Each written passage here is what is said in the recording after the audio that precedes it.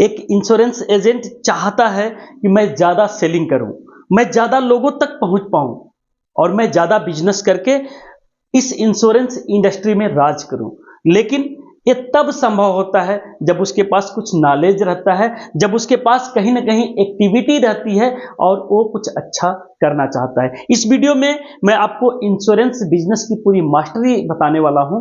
थोड़ा लंबा वीडियो हो सकता है, बट आखिरी तक देखिएगा, आपको समझ में आएगा कि ये इंश्योरेंस बिजनेस कैसे काम करता है, एक इंश्योरेंस एजेंट को कैसे काम करना चाहिए, क्या सोच रख के काम करना चाहिए, क्या एक्टिविटी करना चाहिए और ऐसा क्या करना चाहिए कि वो बहुत बड़ा एजेंट बन जाए, ज्यादा सेलिंग करने वाला एजेंट बन जाए। नमस्कार, मैं पंचम गुप्ता अपने YouTube चैनल पे आपका हार्दिक स्वागत और अभिनंदन करता हूं। माय डियर फ्रेंड्स, वीडियो के आखिरी तक जरूर बने रहिएगा और सीखिएगा कि इंश्योरेंस की मास्टरी क्या होती है, ज्यादा बिजनेस कैसे कर सकते हैं, बड़ा बिजनेस कैसे कर सकते हैं, ज्यादा सेलिंग कैसे कर सकते हैं, ये सारी चीजों पे बात करूंगा। वीडियो अच्छा लगेगा तो लाइक जरूर कर दीजिएगा, चैनल को सब्सक्राइब जरूर कर दीजिएगा, क्योंकि इंश्योरेंस के ट्रेनिंग से संबंधित बहुत सारे वीडियो आपको इस चैनल पे मिलने वाले हैं। आगे बढ़ते हैं मित्रों। सबसे पहली चीज बात करते हैं, इंश्योरेंस का प्रोफेशन होता क्या है। इंश्योरेंस का प्रोफेशन यानी बीमा सेल करने का प्रोफेशन है, कस्टमर को बीमा की सुरक्षा बेचने का प्रोफेशन है। और इस प्रोफेशन में जो भी अभिकर्ता सेलिंग को समझ गया वो बहुत आगे जा सकता है।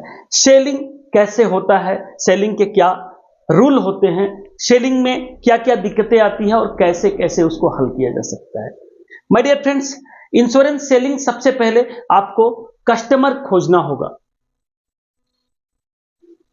जब तक बीमा आप नहीं किए रहते हैं तब तक इसको प्रॉस्पेक्ट कहते हैं।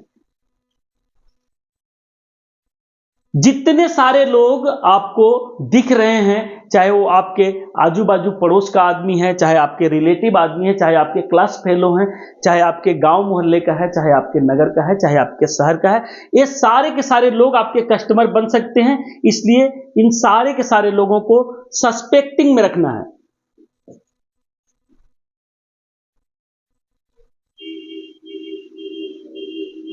संदेह में रखना है कि ये भी हमारा कस्टमर बन सकता है, वो भी हमारा कस्टमर बन सकता है, इसका भी बीमा हो सकता है, उसका भी बीमा हो सकता है। और ये सारे के सारे सस्पेक्टिंग लोगों को आपको बात करनी होगी और बात करके अगर वो हाँ कहता है, अगर उसकी इच्छा लगती है, अगर वो कहीं ना कहीं एग्रेसिव है, पॉलिसी लेने के लिए इच्छुक है या भविष्य में पॉलिसी ले सकता है, वो आपका प्रॉस्पेक्ट हुआ। अगर प्रॉस्पेक्ट आपने चूज कर लिया, प्रॉस्पेक्ट आपने फाइंड आउट कर लिया या प्रॉस्पेक्ट आपने लिस्ट में डाल दिया, तो निश्चित तौर से ये आदमी कभी न कभी आपका कस्टमर बन सकता है। प्रॉस्पेक्ट को फाइंड आउट करने के लिए आपको सस्पेक्टिंग करना ही होगा, यानी संदेहात्मक लोगों की लिस्ट बनानी होगी। इन लिस्ट में से आपको प्रॉस्पेक्ट ढूंढना होगा या प्रॉस्पेक्ट को फाइंड आउट करना होगा। इस प्रॉस्पेक्ट में 3 तरीके के प्रॉस्पेक्ट होते हैं। पहला प्रॉस्पेक्ट होता है कोल्ड, जो कराना तो चाहता है लेकिन मजबूर है, इच्छा उसकी है लेकिन पूरी तरीके से इच्छुक नहीं बन पा रहा है, पूरी तरीके से आपको जवाब नहीं दे पा रहा है, ठंडा है, साल 2 साल बीत चुका है लेकिन फिर भी उसने बीमा नहीं कराया, एक कोल्ड प्रॉस्पेक्ट है। नॉर्मल प्रॉस्पेक्ट जो होता है वो कोल्ड भी होता है, हॉट भी होता है। आपके प्रभाव से, आपके स्वभाव से, आपके प्रेजेंटेशन से, आपके प्लान को देखने के बाद हो सकता है वो हॉट प्रॉस्पेक्ट में बदल जाए, हो सकता है वह कोल्ड प्रॉस्पेक्ट में बदल जाए। आपका बिहेवियर हो सकता है आपको आपके कस्टमर को कोल्ड प्रॉस्पेक्ट में बदल दे और चाहे तो हॉट प्रॉस्पेक्ट में बदल दे। वो आपका बिहेवियर, आपका प्लान प्रेजेंटेशन, आपका अपना कहीं ना कहीं कम्युनिकेशन या आपका रिलेशनशिप, बहुत सारी चीजें मैटर करती है कि वो कोल्ड प्रॉस्पेक्ट रहेगा कि वो हॉट प्रॉस्पेक्ट रहेगा। थर्ड टाइप का प्रॉस्पेक्ट होता है हॉट प्रॉस्पेक्ट। हॉट प्रॉस्पेक्ट मतलब मिला और उसने तुरंत के तुरंत प्लान का डिसीजन लिया, मिला तुरंत के तुरंत बोला शाम को आइए प्लान कर देते हैं। उससे बात हुई, उसने बोला कल आइए बात कर लेते हैं और ये प्लान मुझे लेना है। फोन गया, उसने हाँ कहा, आपके ऑफिस में आया, बीमा करा लिया। आपने उससे टच किया, उसने डेट दिया, संडे को आइए मिलिए, बीमा करा लेते हैं, वो हार्ड प्रॉस्पेक्ट हुआ। जो प्रॉस्पेक्ट एग्रेसिव है, जो प्रॉस्पेक्ट तैयार है, जो प्रॉस्पेक्ट कराने की जल्दी में है, जो प्रॉस्पेक्ट आपकी बातों में प्रभावित है, जो प्रॉस्पेक्ट कहीं ना कहीं इनर्जेटिक है, या जो प्रॉस्पेक्ट आपसे तुरंत के तुरंत बीमा लेने की बात करता है, वो हार्ड प्रॉस्पेक्ट है। और बीमा में मैं समझता हूं कि कोल्ड प्रॉस्पेक्ट को हार्ड प्रॉस्पेक्ट में बदलना एक एजेंट का काम होता है। कैसे बदलेगा? प्रेजेंटेशन से। कैसे बदलेगा? कम्युनिकेशन से। कैसे बदलेगा? रिलेशनशिप से। कैसे बदलेगा? आपके व्यवहारों से। वो आपको कहीं ना कहीं कोल्ड प्रॉस्पेक्ट को हार्ड प्रॉस्पेक्ट में बदलना होता है। जिस एजेंट के पास एक कला हो गई कि वह कोल्ड प्रॉस्पेक्ट को हार्ड प्रॉस्पेक्ट में चेंज कर लिया, वो मुस्कुराएगा, उसकी मुस्कुराहट बनी रहेगी, उसकी सेलिंग हाई लेवल पे रहेगी, वो ब्रांच का टॉप एजेंट बन सकता है, वो ब्रांच का होनहार एजेंट बन सकता है, या अपने क्षेत्र का एक बड़ा एजेंट बन सकता है। माय डियर फ्रेंड्स, ये तो हुई प्रॉस्पेक्टिंग की बात। लेकिन प्रॉस्पेक्टिंग आपके पास हो गई, हार्ड प्रॉस्पेक्ट हो गया, तो करेंगे क्या उसको कैसे प्लान पिच करेंगे कि वो बीमा ले लेगा? उसको क्या ऐसा समझाएंगे कि पॉलिसी ले लेगा? तो इससे आपको क्या करना होगा? समय लेना होगा। समय मतलब अपॉइंटमेंट।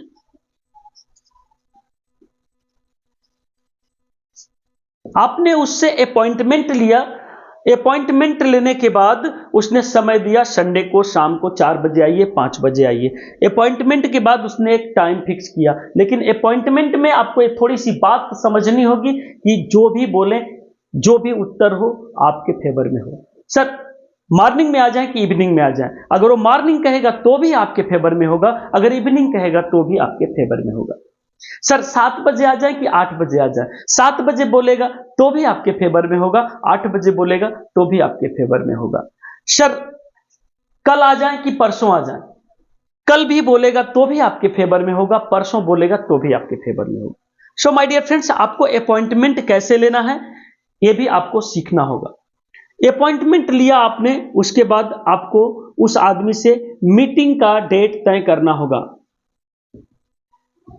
अपॉइंटमेंट लेने के बाद आपको मीटिंग की तैयारी करनी होगी। उस मीटिंग में आपको क्या बात करनी है, क्या प्रेजेंटेशन देना है, वो जो प्रेजेंटेशन है वो आपके पास प्रिंट आउट है कि नहीं, जो प्रेजेंटेशन पे बात करनी है वो प्रेजेंटेशन आपने तैयार किया है कि नहीं, उसका प्रैक्टिस किया है कि नहीं, जिस प्रेजेंटेशन को आप देने वाले हैं उस प्रेजेंटेशन के बारे में आपको पूरी नॉलेज है कि नहीं, वो आपको पहले से तैयारी करनी पड़ेगी। आप जा रहे हैं बीमा करने, आपके पास इंची टेप है कि नहीं, आपके पास फोटो चिप चस्पा करने के लिए गोंद है कि नहीं, आपके पास उसका कहीं ना कहीं हाइट नापने के लिए मटेरियल है कि नहीं, आप फार्म रखे हैं कि नहीं, आप रफ रखे हैं कि नहीं, आप उसका ब्रोशर रखे हैं कि नहीं, वो सारी चीजों की आपको प्रिपरेशन करनी होगी। तो मीटिंग से पहले आपको प्रिपरेशन कर लेना है। प्रिपरेशन करने के बाद मीटिंग करना है। मीटिंग में क्या बात करनी है माय डियर फ्रेंड्स, वो सबसे पहले जब भी मिलें आप उसका नीड क्रिएशन करें। नीड क्रिएशन मतलब उस आदमी को क्या बताया जा सके तो उसे पसंद आएगा, उसकी जरूरत क्या है, उसको नीड क्या है, उसको मैरिज प्लान की नीड है, उसको एजुकेशन प्लान की नीड है, उसको लाइफ टाइम रिस्कवर की जरूरत है, उसको पेंशन प्लान की जरूरत है, उसको रिटायरमेंट प्लान की जरूरत है, उसको रिस्कवर के लिए प्लान चाहिए, या उसको किसी विशेष मुद्दे के लिए, किसी विशेष प्लानिंग के लिए इंडोमेंट पॉलिसी चाहिए, वो आपको नीड क्रिएशन करना पड़ेगा। उसकी जरूरत 1 लाख के बीमा की है, उसकी जरूरत 10 लाख के बीमा की है, उसकी जरूरत 1 करोड़ के बीमा की है, 10 करोड़ की बीमा की है, उसकी नीड क्रिएशन करना पड़ेगा। उसका HL भी आपको कहीं न कहीं काउंट करना पड़ेगा। ह्यूमन लाइफ वैल्यू उसका कितना है, उसकी इनकम 5 लाख रुपए महीने की है, साल भर में वो 60 लाख रुपया कमाता है, अगर वो 20 साल कमाएगा तो कहीं न कहीं 12 करोड़ रुपया कमा सकता है। अगर 12 करोड़ वो कमा सकता है तो उसका 25-50 लाख का बीमा नहीं देना है, उसका कम से कम 10 करोड़ का बीमा देना है, 12 करोड़ का बीमा देना है। ह्यूमन लाइफ वैल्यू उसकी अगर करोड़ों में है तो आप लाखों में बीमा बताएंगे वो नहीं लेगा। ह्यूमन लाइफ वैल्यू उसकी लाखों में है, करोड़ों की बात करेंगे तो नहीं लेगा। तो ये ह्यूमन लाइफ वैल्यू उसकी निकालनी पड़ेगी। ह्यूमन लाइफ वैल्यू यानी वो सिद्धांत की उस आदमी की अभी जितनी इनकम हो सकती है, या जितने की सुरक्षा हो सकती है, या उसके लाइफ में अभी कितने वैल्यू हैं वो परिवार को अभी कितना कमा के दे सकता है, या उसके न रहने के बाद परिवार का फ्लैट रूप में कितना नुकसान होगा, वो ह्यूमन लाइफ वैल्यू है। ह्यूमन लाइफ वैल्यू जिसको निकालना आ गया वो एजेंट बहुत माहिर हो जाता है और निश्चित तौर से वो एजेंट बहुत बड़ी सेलिंग कर पाता है। अगर आपने ह्यूमन लाइफ वैल्यू निकाला माय डियर फ्रेंड्स, तो अब आपको क्या करना है, ये नीड क्रिएशन करना है, उसकी जरूरत को छांटना है, उसको उसका कितना वैल्यू है उसको छांटना है, और उसके साथ साथ उसके वैल्यू के साथ साथ आपको एक चीज और देखना है कि उस आदमी की इच्छा कैसी है, यानी कि मेंटलिटी, उसकी मानसिकता कैसी है, उसकी मनोदशा कैसी है, वो किस चीज पे ज्यादा फोकस करता है। कोई ऐसा व्यक्ति मिलता है जो रिस्क कवरेज पे ज्यादा फोकस करता है, कोई ऐसा कस्टमर मिलता है जो मैच्योरिटी पे ज्यादा फोकस करता है, कुछ ऐसे कस्टमर होते हैं जो दोनों पे फोकस करते हैं, यानी कि रिस्क कवरेज पे भी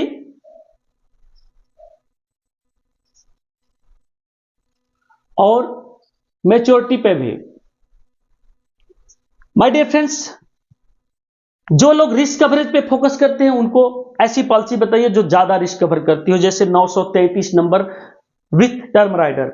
जो लोग मैच्योरिटी पे फोकस करते हैं उनको 936 नंबर फोकस करिए 25 साल का। दोनों लोगों को अलग अलग प्लान देंगे तो शायद हो सकता है आप सफल रहेंगे, इस बात को आपको समझना पड़ेगा। उसके बाद आप फिर प्रेजेंटेशन की बात करेंगे। आपका प्रेजेंटेशन इस लेवल का होना चाहिए जैसे कोई उसको लुभा दे। जैसे कि आपने कभी लिरिल सोप का प्रचार देखा होगा, आदमी घर पे भी नहाता है लेकिन उसको फीलिंग आती है कि झरने में नहा रहा है। जैसे आपने लाइफ बॉय का प्रचार देखा होगा, भले साफ करे न करे लेकिन 100% कीटाणुओं को मारने की बात करता है। जैसे आपने फेयर एंड लवली का प्रचार देखा होगा, भले कोई गोरा हो ना हो लेकिन प्रेजेंटेशन ऐसा रहता है, लगता है कि सबसे ज्यादा खूबसूरत इसी क्रीम को लगा के हुआ जा सकता है। इस तरीके से आपका प्रेजेंटेशन होना चाहिए। आपका प्लान जो भी हो, जैसा भी हो, जितने प्रीमियम का हो, जितने बजट का हो, लेकिन उसको जब भी बताएं तो उसको अच्छी मैच्योरिटी दिखे, उसको अच्छा रिस्क कवरेज दिखे, उसको अच्छी सेविंग दिखे, उसको टैक्स में भी बचत दिखे, और साथ ही साथ उसको ऑल इन वन दिखे। वो अगर आपने प्लान बता दिया तो उसको प्लान अच्छा लगेगा। आपने ये प्लान प्रेजेंटेशन सीख लिया, प्रेजेंटेशन बताया, प्रेजेंटेशन जैसे ही करेंगे उसमें आएगा ऑब्जेक्शन। बोलेगा पैसा नहीं है, आपको समझाना होगा अगर आपके रहते रहते पैसा नहीं है तो आपके जाने के बाद क्या होगा। बोलेगा पापा से पूछ के बताएंगे, आपको कहना होगा कि पापा से बीमा के लिए नहीं पूछते हैं। कोई बाप ये नहीं चाहता है कि उसका बेटा न रहे और उस बाप को पैसे मिले। बाप ये चाहता है कि मेरा बेटा रहे, माँ ये चाहती है कि मेरे बेटे मेरे सामने रहें, लेकिन बेटे का फर्ज होता है कि कभी भी उसके साथ मिसहैपनिंग हुई, दुर्भाग्यवश उसके साथ कभी ऐसा कुछ एक्सीडेंट वगैरह हुआ तो उसके नामनी को, उसके परिवार को, उसके फैमिली को पैसे जाने चाहिए। इसलिए पापा से पूछने की जरूरत नहीं है, बीमा करा लीजिए, ये आपके फायदे की बात रहेगा। पापा से ऐसी चीजें पूछते हैं जो बहुत जरूरी हैं। पापा से ऐसी चीजें पूछते हैं जिसको बगैर पूछे आपने किया तो पापा नाराज होंगे, लेकिन इन चीजों पे कोई नाराज नहीं होता है। हर बाप का सपना होता है कि मेरा बेटा पैसे बचाए, हर बाप का सपना होता है कि मेरा बेटा मेरे परिवार के लिए, अपने परिवार के बारे में सोचे।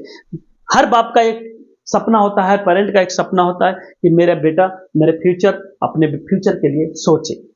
तो उसमें नाराजगी की बात नहीं है। वो ऑब्जेक्शन देगा कि हो सकता है कि मैं अगले साल कराऊंगा, उसको बताना होगा कि 1 साल पहले अगर आपने पैसा दिया तो आपको मैच्योरिटी 1 साल पहले मिलेगी। अगर आप 1 साल बाद बीमा का प्रीमियम भरना शुरू करेंगे तो उसकी मैच्योरिटी जब होनी चाहिए उससे 1 साल बाद होगी। यानी कि आज लेंगे तो 25वें साल होगी, लेकिन 1 साल बाद लेंगे तो 1 साल बाद के 25वें साल यानी आज के 26वें साल होगी। ये समझाना होगा। सो ऑब्जेक्शन हैंडल करना आपको आना चाहिए। ऑब्जेक्शन हैंडल सीखिए। अगर आपने ऑब्जेक्शन हैंडल सीख लिया तो निश्चित तौर से आप प्रेजेंटेशन अच्छा देंगे और क्लोजिंग भी अच्छा करेंगे। प्रेजेंटेशन के बाद आपको होता है कि क्लोजिंग करना सीखना होता है।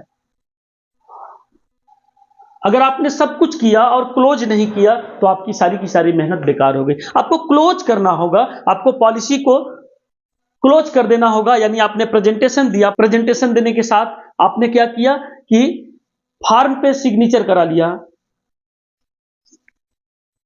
आपने डॉक्यूमेंट ले लिए, आपने चेक मांगा, आपने कैश मांगा, आपने डेटा कलेक्ट कर लिया और साथ ही साथ आपने उसके पूरे की पूरे डिटेल ले लिए।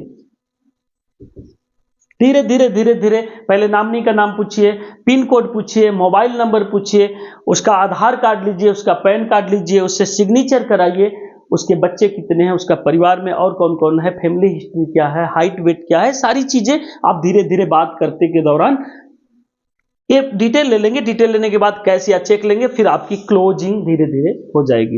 एक डेट तय करिए, संभव हो तो तुरंत के तुरंत चेक कैश लीजिए, लेकिन नहीं अगर संभव है तो एक डेट तय करिए कि किस तारीख तक वो पैसे दे रहा है, किस तारीख तक वो डॉक्यूमेंट क्लियर कर दे रहा है, किस तारीख तक वह इस प्रपोजल को फाइनल कर दे रहा है। यानी आपको प्रपोज करने के बाद उसके प्लान को, उसके कॉन्सेप्ट को समझाना है। समझाने के बाद जो भी ऑब्जेक्शन आते हैं उनको हल करना है। हल करने के बाद सीधे क्लोजिंग पे जाना है। किसी भी क्लोज होने के बाद किसी भी कस्टमर को छोड़ नहीं देना है। एक बार क्लोजिंग हो जाए उसके बाद उसको रिटेन करना है, यानी उसके साथ बने रहना है, उसके साथ रिलेशन बना के रखना है, उसके साथ कम्युनिकेशन बना के रखना है, या उसके साथ इस तरीके से बिहेवियर करना है कि वो आपको फिर आगे भी बिजनेस दे, फिर आगे आपको सेलिंग दे, फिर आगे आपको रेफरेंस दे। यानी उसको अच्छा लगा तो आपको ऐसे ऐसे लोगों से मिलवाएगा जो बीमा ले सकते हैं, ऐसे ऐसे लोगों को आपके दोस्त बनाएगा जो बीमा ले सकते हैं। वो रेफरेंस भी दे सकता है, वो न्यू बिजनेस भी दे सकता है, वो रिपीट बिजनेस भी दे सकता है, और कहीं ना कहीं वो और भी ज्यादा बिजनेस आपको दे सकता है। तो ये है सेलिंग का प्रोसेस। अगर जिसने इस सिद्धांत को समझ लिया